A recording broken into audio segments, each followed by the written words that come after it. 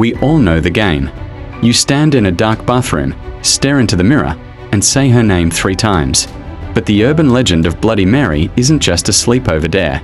It's rooted in a terrifying, real-life history from a secluded early American settlement deep in the dense, isolated woods on the edge of town. Lived an outcast.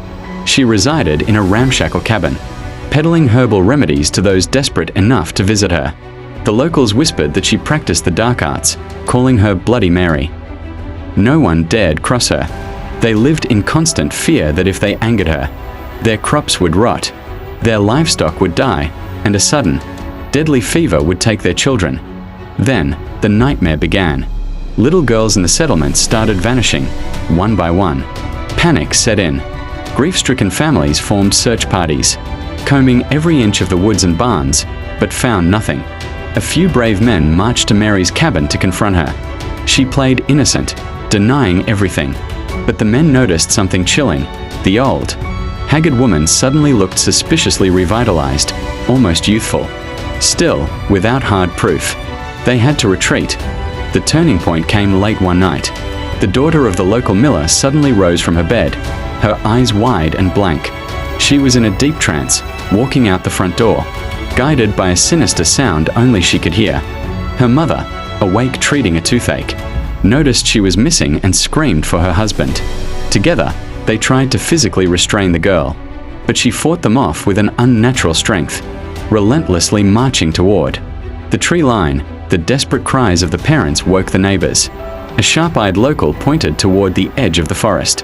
There, illuminated by an eerie, unearthly glow, stood Bloody Mary. She was holding a ritualistic wand, casting a dark spell directly over the miller's house. The town had seen enough. The men grabbed their rifles and pitchforks and charged. Realizing she was caught, Mary broke the spell and sprinted back into the darkness of the woods. But one prepared farmer, who had secretly loaded his musket with a silver bullet, took aim and fired.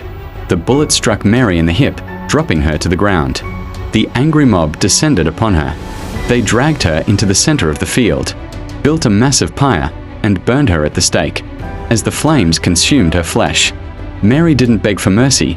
She screamed a blood-curdling curse. She vowed that if anyone dared speak her name aloud before a mirror, she would send her spirit from the other side to avenge her. Agonizing death. When the smoke cleared, the townsfolk finally searched her cabin. Behind it, they uncovered the horrifying truth. The unmarked, shallow graves of the missing little girls. Mary hadn't just murdered them. She had drained their blood to restore her own youth. To this day, they say her vengeful spirit is trapped inside the glass. Anyone foolish enough to chant her name 3 times will summon her. She tears the souls of her victims from their bodies, dragging them into the mirror to burn in the same agonizing torment she suffered all those years ago.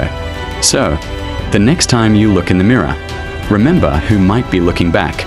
But as terrifying as Bloody Mary is, she's nothing compared to what's hiding in the Appalachian Mountains. Hit subscribe, because next time, we are uncovering the chilling true story of the Skinwalkers.